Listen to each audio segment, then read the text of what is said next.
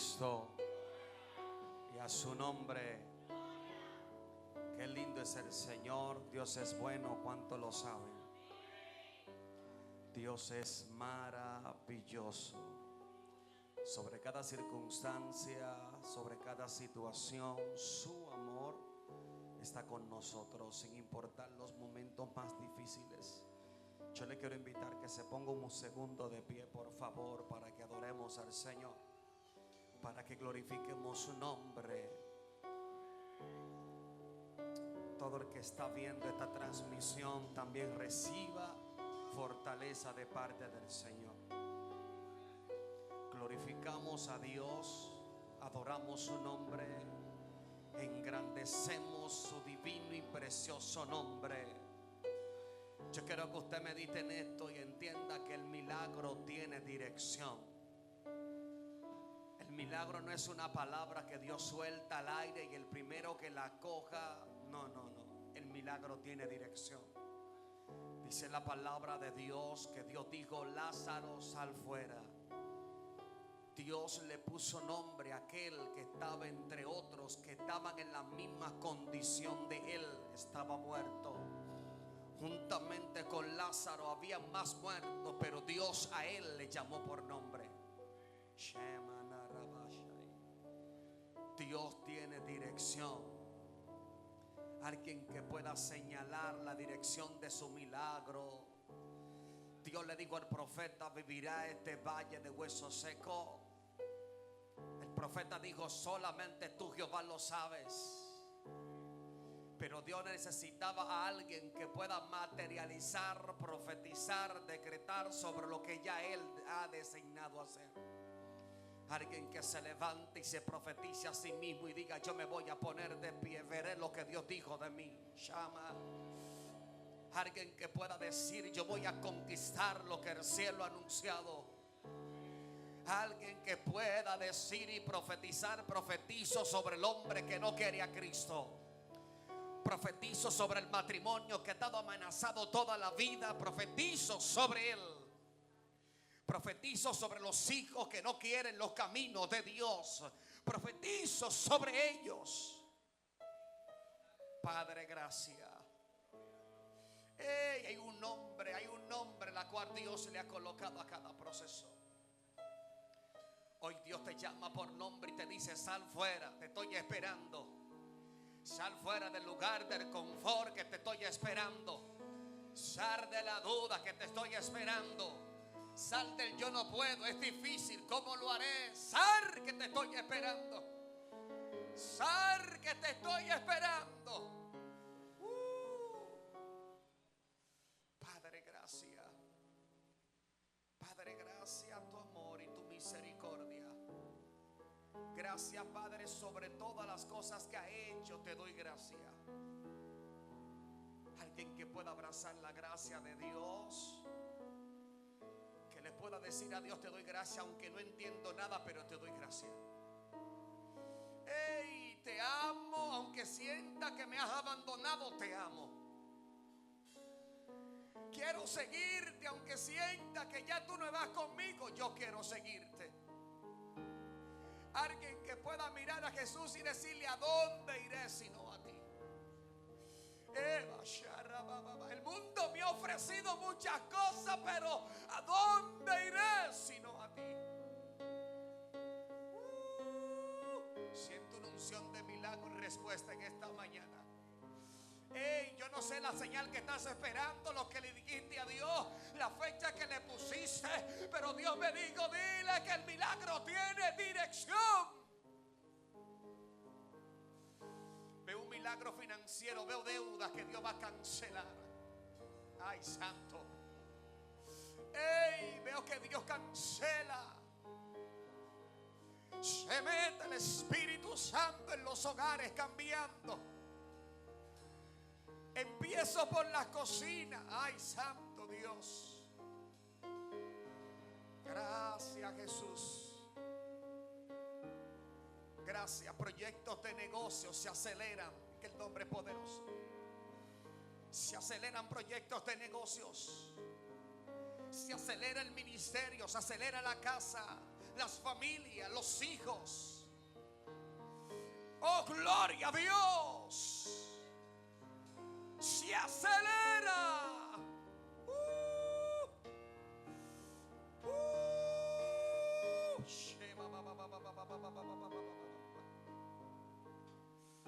Tú que me preguntabas dónde tú estás, Dios, que no te siento, aquí estoy. Tú que decías que me olvidé de ti, ahora te estoy llamando. Hey. Oh, gloria a Dios.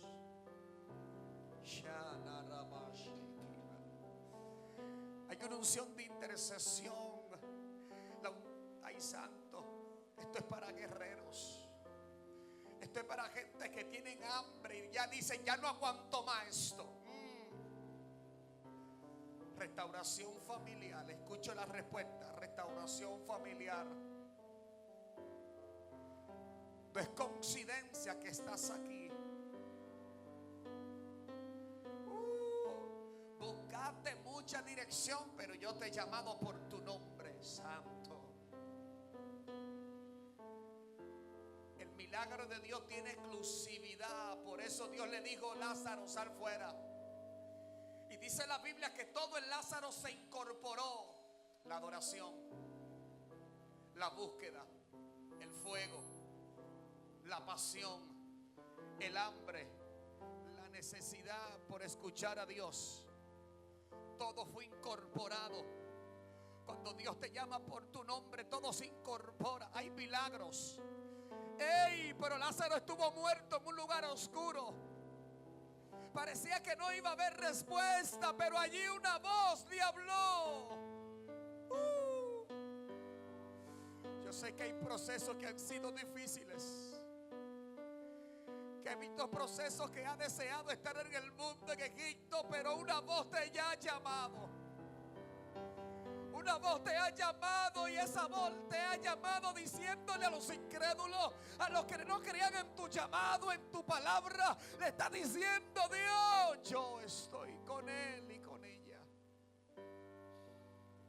Todos se sorprendieron cuando Lázaro salió. La gente dijo, ¿y cómo fue posible que Dios lo hizo?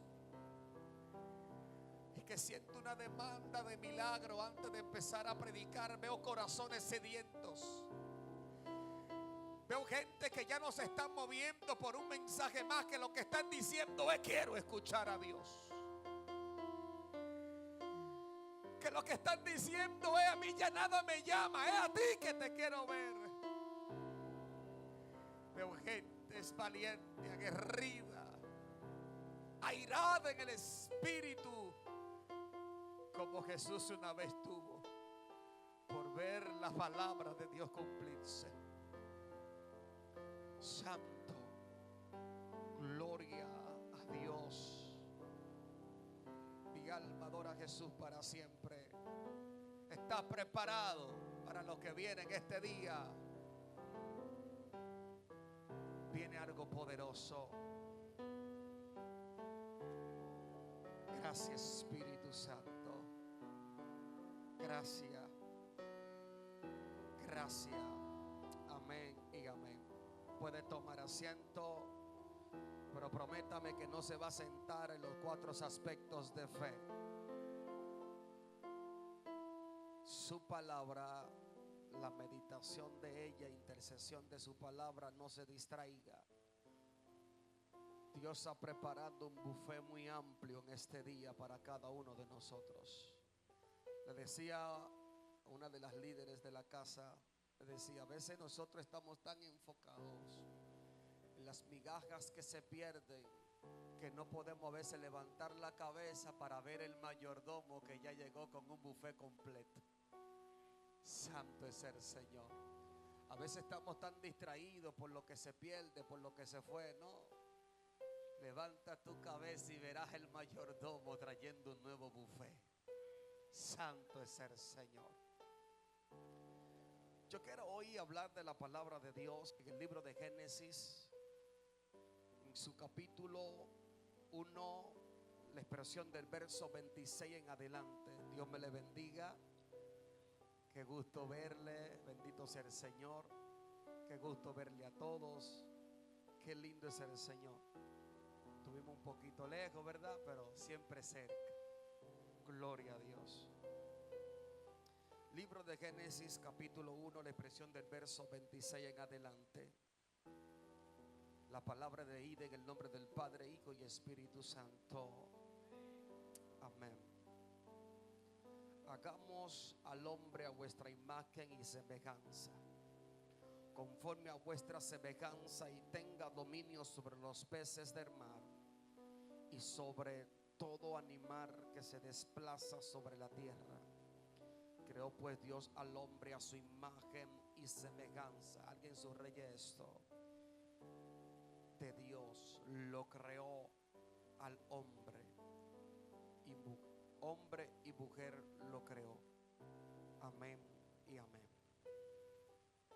Gloria a Dios. Puede sentarse. Bendito sea el Señor. Estuvimos considerando un texto poderoso. Creo que uno de los primeros textos que a nosotros nos enseñan en las clases bíblicas cuando éramos nuevos creyentes, muchos de nosotros. Casi siempre todos empezaron hablándonos de que Dios hizo al hombre a su imagen y semejanza. Ese es el principio de nuestra fe cristiana, el origen de cómo radica todas las cosas.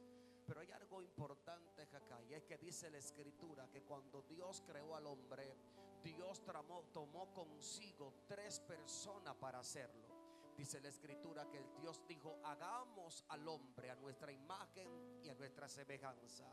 3 empezaron a participar de la creación del hombre. Una expresión de amor sobre ello. Alguien dijo: yo quiero que el hombre tenga mi imagen, gloria a Dios. Otro dijo: yo quiero que el hombre tenga mi semejanza. Pero me impacta lo siguiente: habiendo 3, solamente al hombre se le entregaron 2 aspectos de los 3 que estaban presentes. Diga conmigo: falta alguien más. Esto va a estar bueno.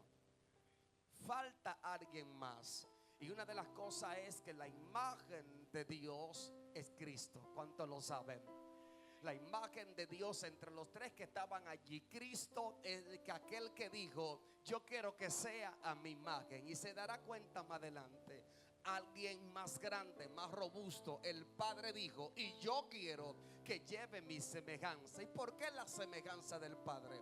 Cuando usted busca la semejanza, tiene que ver con leyes, estatutos, costumbres, pensamiento, ideales, accionar, justicia, piedad, amor, un conjunto. Sus leyes, las leyes pesan sobre el Padre. El Hijo dijo: yo solo quiero que lleve mi imagen, que me pueda representar en la tierra. Por eso dice Cristo en el Apocalipsis: yo iré y me tomaré a sí mismo. ¿Qué es lo que Cristo va a tomar? Su imagen de usted. Usted debe de parecerse a Cristo. Pero diga conmigo: falta alguien más. La tercera persona, el Espíritu Santo, no tomó propiedad en ese momento. El Espíritu Santo dijo: todavía no puedo darle al hombre lo que he de entregarle, dice la palabra de Dios. A partir de ese momento, en el capítulo 6 de Génesis, dice la palabra de Dios que el hombre entonces se aparta de los caminos, el hombre transgrede la verdad de Cristo, y dice la palabra: y no contenderá más mi espíritu con el hombre, porque el hombre es carne, mas yo soy espíritu. A partir de ahí, los 3 que pudieron trabajar en la coinonía de la creación del hombre, alguien de los 3 se apartó y solo dejó 2 personas, entre ellos el Padre y el Hijo. El Espíritu Santo se aparta de la ecuación de la creación. Ahí es cuando entonces el Espíritu Santo dice: y yo no trataré más. Y cuando habla de la palabra contender, es que el Espíritu Santo en la Trinidad, que se quedó a expensas solamente mirando al hombre de lejos, tratando de tratar con el hombre, acercársele, guiarle, instruirle. El hombre nunca nunca quiso que él lo haga. Por lo tanto, en el capítulo 6, el Espíritu Santo dice: ya no voy a contender más con el hombre. Es decir, no voy a tratar de estar con él, no voy a tratar de perseguirle, porque cada vez que trato de buscar al hombre, él se aleja y entramos en una lucha, en una contienda. Yo lo levanto en las madrugadas, él vuelve y se acuesta. Yo lo motivo a orar, pero él no ora. Lo motivo a predicar, pero él no predica. Lo motivo a congregarse y busca excusa para no hacerlo. Y el Espíritu Santo dice en el capítulo 6: ya no voy a contender más con el hombre. Por más que he intentado, siempre busca la manera de no servirme, de apartarse. Y dice la Escritura que a partir de ahí el Espíritu Santo se aleja del hombre. En el verso 63, verso 1, el Espíritu Santo habla a través de Isaías y dice: porque ciertamente a partir de ahora yo, el Espíritu Santo, empezaré a pelear con el hombre, seré su enemigo. Usted sabe lo delicado que es que el Espíritu Santo diga: yo a partir de ahora seré su enemigo. Yo a partir de ahora seré quien pelee con cada uno de ustedes. Y eso es de notar.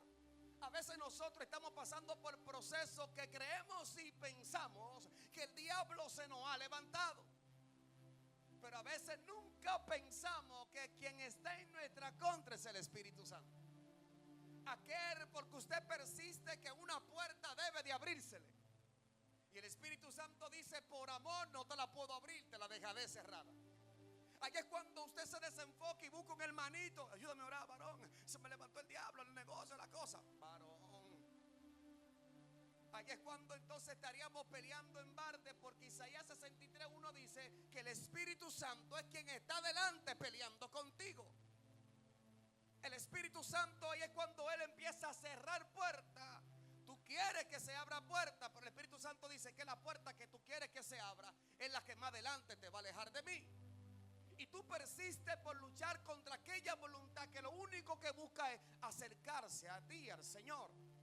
Isaías empieza a hablar por qué el Espíritu Santo está peleando con el hombre, reafirmándose en el capítulo 6 de Génesis, diciendo: por cuanto el hombre decidió no honrar al Espíritu Santo, tomando su propia dirección, ahora el Espíritu Santo ha tomado el control él de entrar en escena para corregir, para instruir, para que el hombre pueda ser encaminado al propósito. Por eso hay procesos que a veces le buscamos lógica en lo demoníaco. No, hay procesos que llegan para formarnos, procesos que llegan para guiarnos, procesos que llegan para encarrilarnos en el propósito de Dios. Por eso dice la Biblia que para el hombre de Dios todas las cosas obran para bien.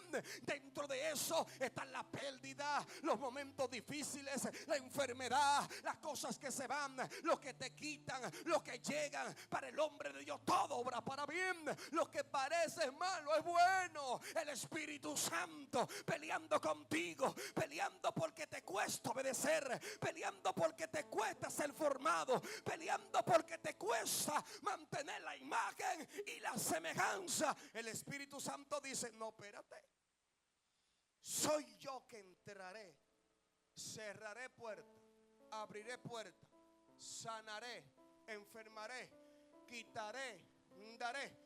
¿Con qué fines? Conformarte, capacitarte a ser un hombre y una mujer idónea de mi palabra. Pero Dios andaba buscando un medio. El Espíritu Santo andaba buscando el medio de él entrar en el mismo trabajo que 3 iniciaron y que alguien salió. Ahí es cuando usted entonces empezará a darse cuenta de algo. Y es lo siguiente: una de las razones por las cuales el Espíritu Santo salió y solamente dejó al Padre y al Hijo, ¿sabe qué fue? Me gustaría, amado, que por favor la niña nos distraiga un poco el mensaje. Amén. Tanto a ustedes como a los demás. El Espíritu Santo necesitaba entrar en la formación que al principio principio inició. Pero el Espíritu Santo no pudo estar presente porque de la única manera que el Espíritu Santo está presente es a través de la obediencia. Cuando el hombre desobedeció en el capítulo 6, él salió. En pocas palabras, buscó su propio rumbo. Pero quedó una necesidad atrás que la tenía el Padre y la tenía el Hijo. Y era de buscar la manera de reconciliar nuevamente al Espíritu Santo en la Trinidad del Padre. Allí es cuando en el libro de Éxodo capítulo 20 Dios empieza a hablar de leyes que debían de establecerse en las casas. Dios anda buscando un hombre que le pueda representar en la tierra con imagen, con semejanza y con el Espíritu Santo. Usted puede tener semejanza, usted puede tener imagen. Pedro la tenía. Caminaba como él, hablaba como él, sonreía como él, pero no tenía todavía el Espíritu Santo. Alguien puede tener semejanza, llamado Job, un hombre perfecto y justo, apartado del mal, pero necesitaba conocer el Espíritu Santo. Usted puede tener los atributos que tenga, pero si el Espíritu Santo no está presente, está incompleto. A partir de ahí los dos empezaron a elaborar una estrategia de cómo nosotros podemos hacer para que el Espíritu Santo de nuevo vuelva a confiar en el hombre. Esta estrategia empieza a través de Moisés. Y dice la palabra de Dios que Dios toma a Moisés. Le dice: Moisés, cuando una casa haya un esclavo y el esclavo haya servido 7 años, el esclavo pedirá ser libre.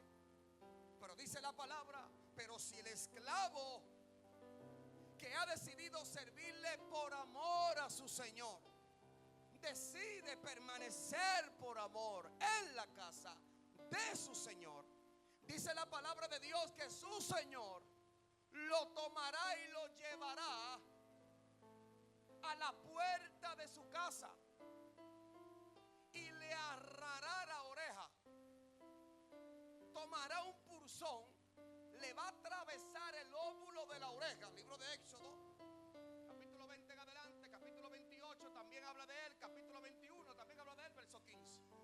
Dice que le va a traspasar la oreja y lo va a clavar en el lintel de la puerta desde la mañana hasta la tarde. Quien vea al esclavo crucificado en la puerta sabrá que ha decidido ser crucificado por amor, no por obligación, y ha decidido servirle a su amo sin nada a cambio. Cristo fue crucificado en un madero y el evangélico tiene que aprender a ser sacrificado en la puerta del templo. Hay 2 sacrificios: el que Cristo murió por usted y el que usted va a ser sacrificado por la gracia y el amor, que no es nada más y nada menos que es el padecimiento de la fe. Quienes veían al esclavo decían: verdaderamente ama a su amo, porque ha decidido permanecer en servidumbre por el amor que le tiene a su Señor. Y dice la palabra de Dios: y si el esclavo entró sin nada, cuando decida irse, si no quiere permanecer por amor, pues se irá sin nada. Si el esclavo ha decidido que Cristo le ha dado todo, permanecerá sirviéndole a Cristo con todo lo que Cristo le ha dado. Pero dice la misma palabra en el libro de Lucas capítulo 6 verso 47. Jesús viene hablando del mismo aspecto y Jesús dice: ¿por qué me llamáis Señor, Señor, y no hacéis mi voluntad? Esto era de sorprenderse. Pero no se vaya más lejos, vaya contando conmigo. Diga conmigo: Señor, Señor. Otro aspecto: Señor, Señor. Dice Jesús: ¿por qué me llaman Señor y no hacen mi voluntad? Jesús dice: en aquel tiempo me dirán: Señor, en tu nombre echamos fuera, en tu nombre hicimos. Y yo le diré: apartado de mí, yo nunca. Ve agarrando. Porque Jesús sabe, y usted también, que si el Espíritu Santo no está, usted estará viviendo una vida de apariencia conforme a lo aprendido. Tendrá imagen de evangélico, conocerá la palabra a su semejanza, pero no tendrá la guianza del Espíritu Santo, porque no está dentro de los tres en su vida. Pero también se tomará otro día conmigo: Señor, Señor, Señor.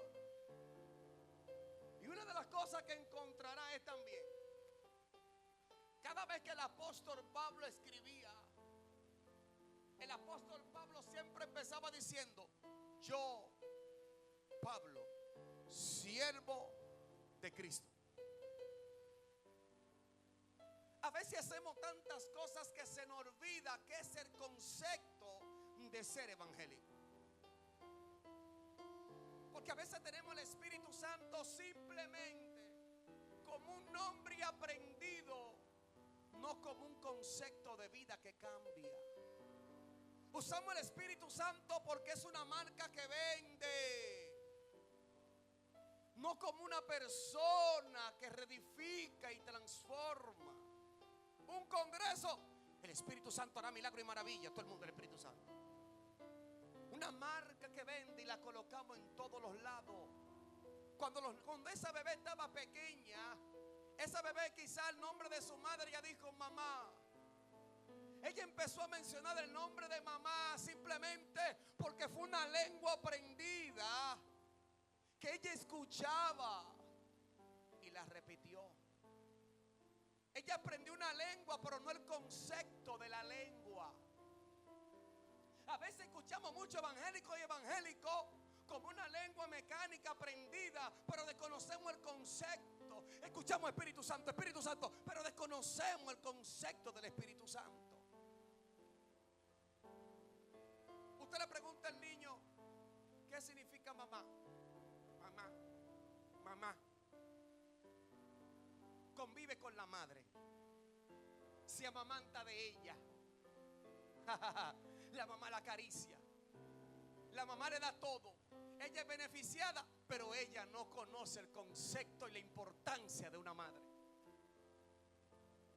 El Espíritu Santo te llena, te toca, cae al piso, te transforma, te alimenta de Él. Pero a veces desconocemos el concepto de quién es Él. Por eso Jesús dijo, chacho, hablando a través del profeta, eso es increíble que los asnos conocen su dueño y ustedes no saben quién es su. Porque el Espíritu Santo, aleluya, es alguien que debemos de aprender a conocerlo, pero no se conoce por textos bíblicos. De la única manera que el Espíritu Santo se haría parte de nosotros es a través de la obediencia. El Padre y el Hijo empezaron a buscar los medios. ¿Qué podemos hacer para que el Espíritu Santo vuelva a confiar en el hombre? Para que el Espíritu Santo esté de nuevo.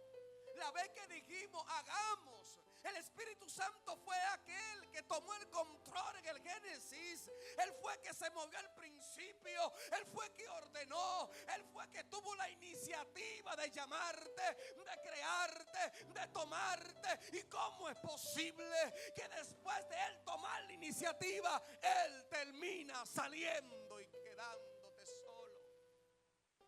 ¿Qué pasó? ¿Qué pasó para que el Espíritu Santo saliera? Obediencia. Pues es tan fuerte esto que Dios mismo dice, en pocas palabras, Dios te está diciendo, me costó mucho trabajo volver a traer al Espíritu Santo. Les costó tanto trabajo que el Espíritu Santo confiara en nosotros de nuevo, que Dios dijo, a partir de ahora, el que blasfeme contra el Espíritu Santo no tendrá. Fue tan fuerte el sacrificio de dar su hijo. No había un hombre, llamó a Abraham, fracasó. A Isaac fracasó. Jacob fracasó. Todos los hombres que Dios llamó fracasaron. Y Dios dijo, pero ¿qué hacemos? Andamos buscando a alguien que sea imagen y semejanza, que el Espíritu Santo pueda confiar. No lo encontramos. Allá es cuando el padre dijo, no tengo de otra, mi hijo, que mandarte a ti. Tendrás que ir tú, hijo mío. El Espíritu Santo es lo más preciado, pero lo más olvidado. Es tan así que Joel profetiza y dice Joel, el Espíritu Santo descenderá sobre toda carne, sobre vuestros hijos, sobre vuestras hijas, verán visiones, verán cuantas cosas. Una profecía se cumple en el capítulo 4 de Juan. Una paloma descendió sobre Jesús, el Espíritu Santo andará vasalla. Dios tenía tanta necesidad para llamar la atención del hombre. Y mire qué pasó, lo decepcionaron. Después de Juan 4, búsqueme en la Biblia cuánto más el hombre en los 4 evangelios se interesó por preguntar quién fue ese que bajó en forma de paloma. Nadie más quiso preguntar por él. Nadie más, ni los discípulos ni Naiden, preguntó, maestro, eso que bajó sobre ti? ¿Y qué fue eso que yo escuché a Juan que dijo? Cuando ve a descender el Espíritu Santo como paloma y descendió, pero ¿dónde está? Todos preguntaron, ¿dónde tú vives, maestro? Le preguntaron a Jesús, ¿dónde tú vives? Le dijeron a Jesús, muéstrame al Padre. ¿Por qué le dijeron a Jesús, muéstrame al Padre? Porque para ellos era más fácil permanecer en el cumplimiento de la ley que permanecer en el cumplimiento de la gracia a través del Espíritu Santo. Por eso Jesús dijo, me iré y dejaré al Consolador, y Él guiará ¿qué? A toda verdad y a toda justicia.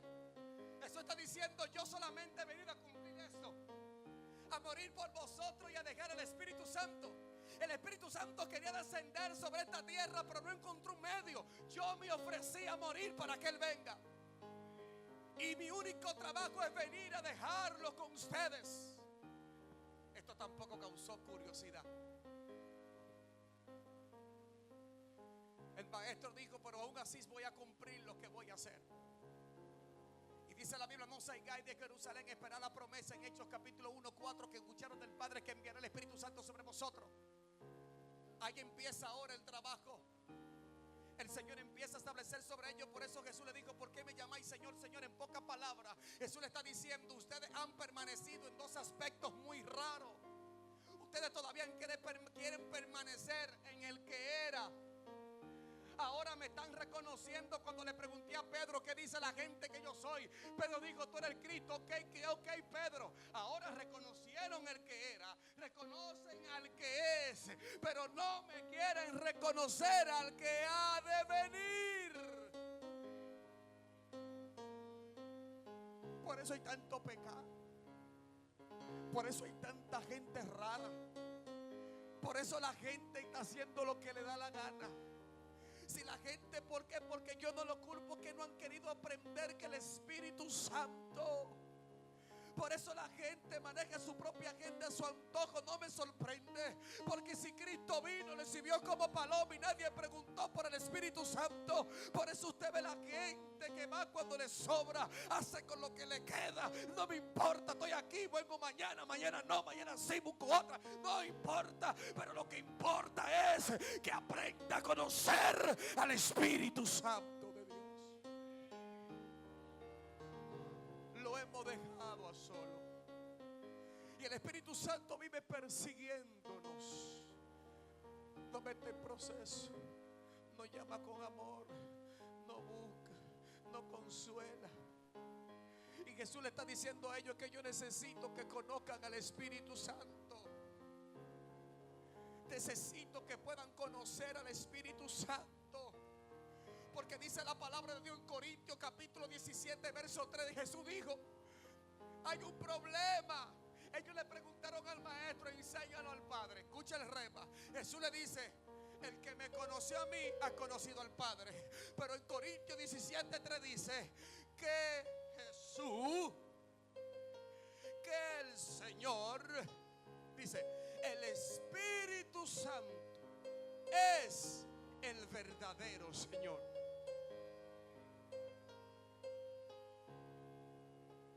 Por eso Jesús se motivaba y le decía: ¿por qué me llaman Señor, Señor? Jesús está diciendo: falta alguien más. Encontró muchos predicadores de las redes que se creen las últimas Coca-Cola. En aquel día me dirán: Señor, Señor. Le está diciendo: ¿dónde está el Espíritu Santo? ¿Dónde está? Porque si el Espíritu Santo de Dios no está, hay perversidad, hay mentira, traición, enojo, ira, apatía. La gente hace lo que le da la gana. Por eso usted ve tanta gente rara. Pastor, pero yo no voy a hablar en lengua. Sí, en el cumplimiento de la imagen. Pastor, pero sabe mucha Biblia. Sí, en el que era de la palabra, en la semejanza. Pero pastor, ¿y qué le falta? El tercera persona, el Espíritu Santo, el que no miente, el que es fiel, el que ama, el que no traiciona. ¡Ah! Faltó Él. Él falta en nuestras vidas. Es solo Él que falta en nuestra vida. Dinero solo sirve. Venía conversando con un hijo de la casa y le decía: el dinero para lo único que sirve para darte comodidad. Tiene calor, compra un aire. Anda a pie, compra un carro, pero no te da felicidad, no te llena, no te da paz. Eso no sirve. El Espíritu Santo. Jesús estaba tan apasionado por entrar al Espíritu Santo. Usted quiere saber ¿qué pasa en su vida cuando usted tiene el Espíritu Santo y no le da importancia? Es como aquel que tiene una casa. Es como la mujer que tiene dos casas y decide alquilar una. Decide alquilar una pieza. La pieza está puerta a puerta con ella. Cuando ella llega, ve a su inquilino. Se saludan todos los días. Viven juntos. Pero el inquilino nunca será tu amigo. Así tenemos el Espíritu Santo como inquilino en nuestra vida. El día que no lo queremos, toma tu depósito y te vas. Necesito mi casa. Claro, Jesús lo dijo, que cuando Él llega, ata el hombre fuerte y arregla la casa a su imagen y semejanza. Y cuando el hombre no quiere, vuelve y lo saca. A veces tenemos el Espíritu Santo como inquilino en nuestras casas. Hablamos de Él como una lengua aprendida, no como un concepto que cambia. Le damos nuestra propia importancia en estado, en WhatsApp, en todos los lados, pero lo tenemos como inquilino. Presumimos que vivimos junto con Él, pero nunca somos su amigo, nunca intimamos, nunca nos contamos nuestras cosas íntimas, personales, nunca aceptamos el cambio que Él puede producir en nuestras vidas. Porque mi espacio es mi espacio, yo soy así, que nada lo invada. No, el Espíritu Santo quiere vivir contigo en tu propia casa, no como inquilino en la casa que tú la has dejado a un lado. Él no quiere una parte de tu corazón, Él lo quiere completo. Él no quiere entrar en una sola área de tu vida, Él quiere entrar en todas. Y a veces lo tenemos como inquilino. Te queda en la casa, te queda en la sala, no entra en mi habitación, porque hay secretos que no quiero que sepa. Dile a Él: entra y cámbiame.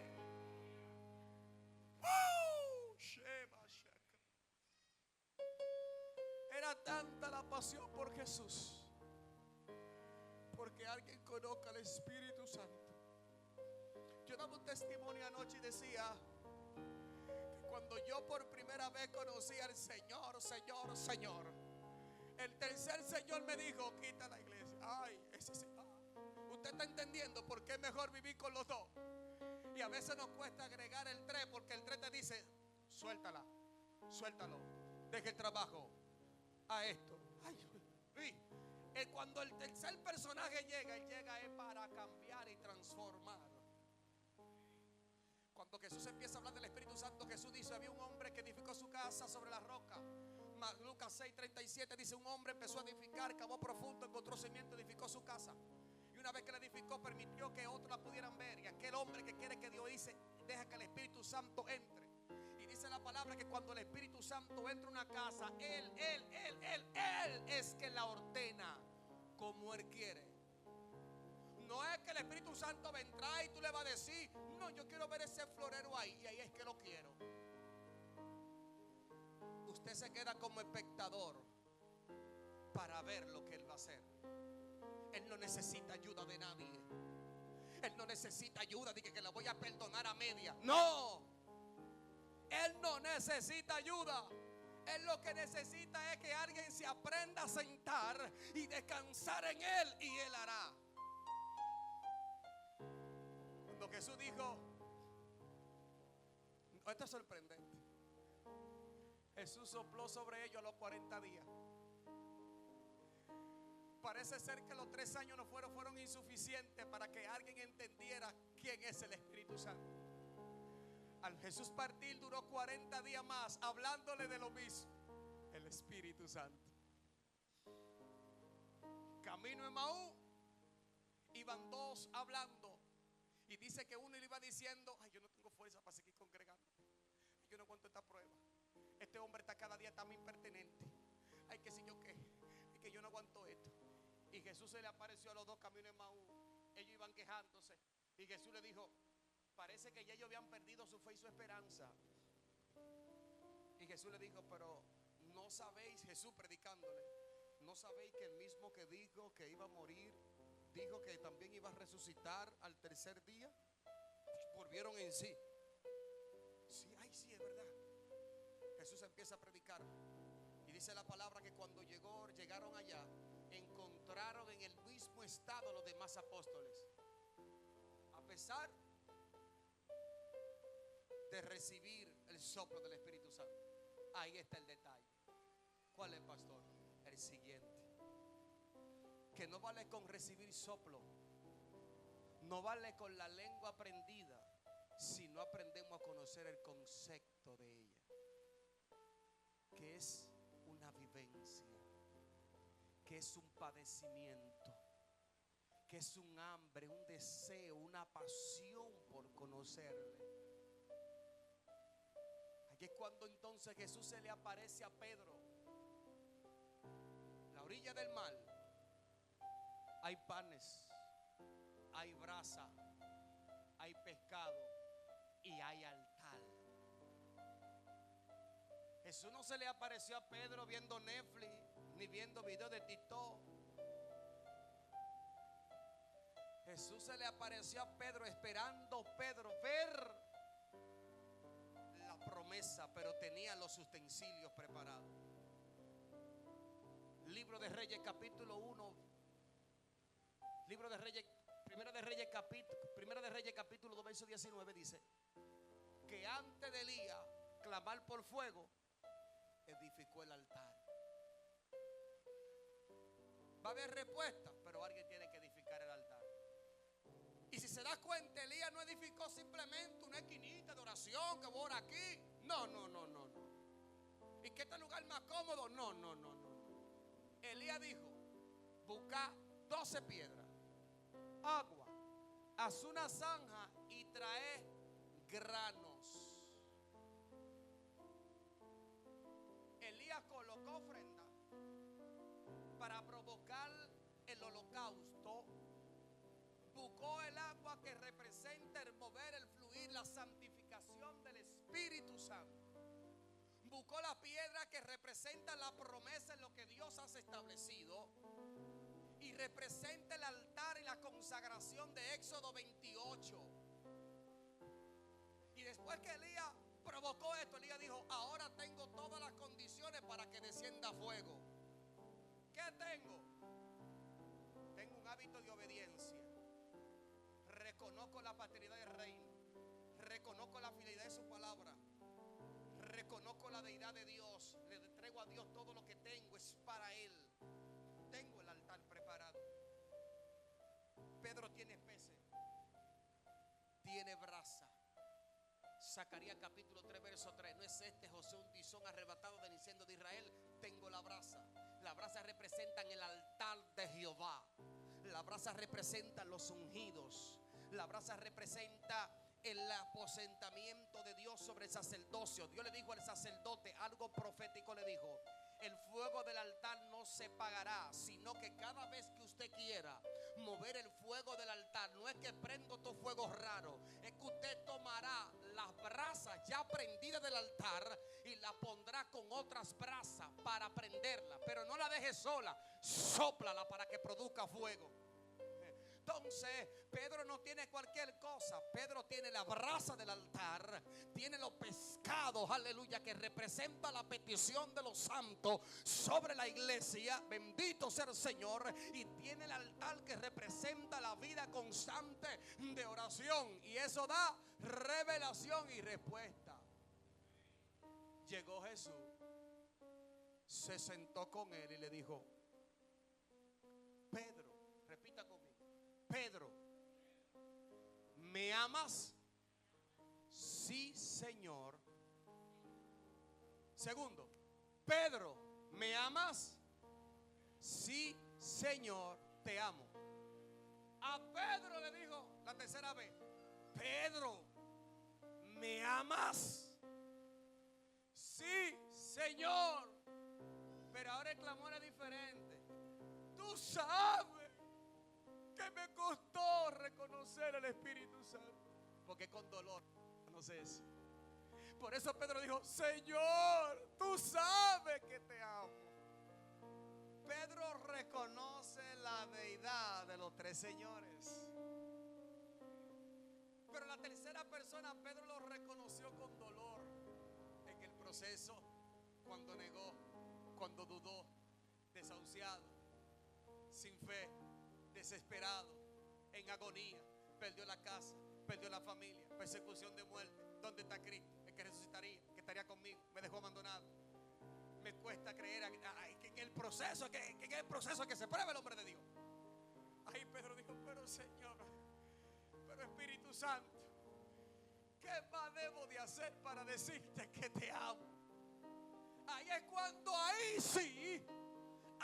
sí, Jesús dijo: ahora, no mañana, ahora sí puede apacentar mis ovejas.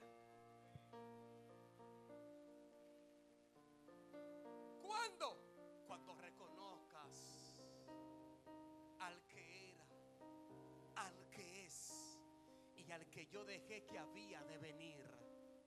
Cuando el hombre de Dios logra tener ese complemento de fe, es íntegro, no traiciona, no peca, no falla. ¿Por qué usted cree que Juan dio una palabra desafiante y Juan dijo? En el original dice el original, el Septuaginta dice: el que ama a su Señor no peca. En la Reina Valera 1960 dice: el que ha conocido a Dios, el que ama a Dios no peca. En la Septuaginta dice: el que ha conocido la deidad de su Señor no peca.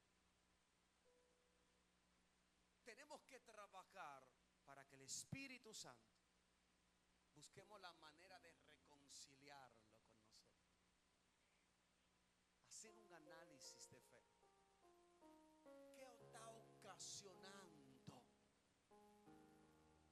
¿Qué estoy haciendo yo que está impidiendo conocerte? ¿En qué parte de mi vida te he dejado a un lado? Y créame que casi siempre la respuesta será: me desobedeciste aquí, allí. Si haces un exégesis del texto, se dará cuenta que el único medio que Dios trató de usar para que su palabra se cumpliera fue siempre la obediencia. Dios se apartó del pueblo 400 años porque les desobedeció. Las 3 generaciones perecieron en el desierto. ¿Por qué? Les obedecieron. Los hombres de Dios que Dios ungió, Dios lo descartó porque le desobedecieron. Todos los hombres en la escritura, Dios lo echó a un lado simple y llanamente. No fue porque no conocieron textos, fue porque le desobedecieron. No existe nada, nada que un evangélico pueda hacer que pueda llamar la atención de Dios que no sea la obediencia. No existe un medio, no existe, no existe. El hombre que desobedece a Dios se embromó. ¿Por qué? Porque sale entonces de la ecuación profética, sale lo más delicado de Dios, que es el Espíritu Santo, a quien le fallamos con pensamiento, intención, miradas, actitudes. Pastor, y entonces, ¿quién aguanta esto? Esto no lo aguanta nadie.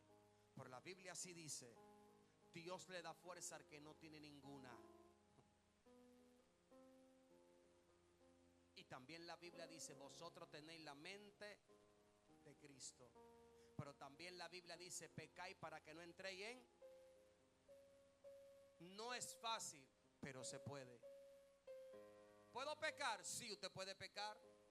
Pero procure que las veces que peque sea de manera involuntaria, sin querer. Es como cuando estoy en ayuno y me pasa solo la café. ¡Guay! Dios mío, varón, me han dado hasta la tacita. Sí, me han dado la tacita, varón.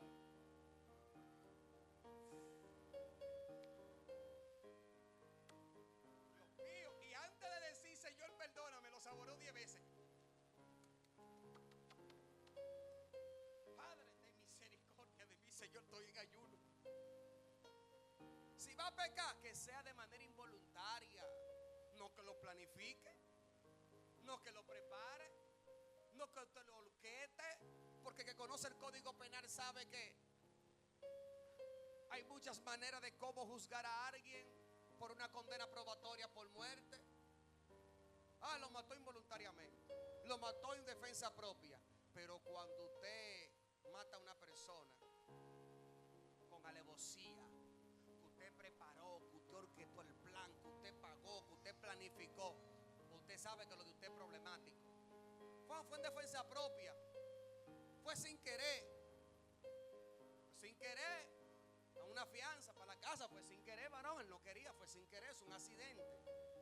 Pero que lo planificó con alevosía, asesinato en primer grado, no, eso es peligroso. Por eso el apóstol Pablo dice, yo aconsejo que no pequen. Yo aconsejo que no pequen, porque cuando pecamos nosotros, ya que el pecado fue crucificado y muerto con Cristo, haremos que Él resucite nuestra vida nuevamente. Tenemos una lucha constante en nosotros, dice el apóstol Pablo. Él aconseja que nosotros podamos mantenernos fervientes en la oración, sometiendo al viejo hombre para que no se levante. Y al nombre de Cristo y a su nombre, Dios me le bendiga. Iglesia, pueden ponerse de pie.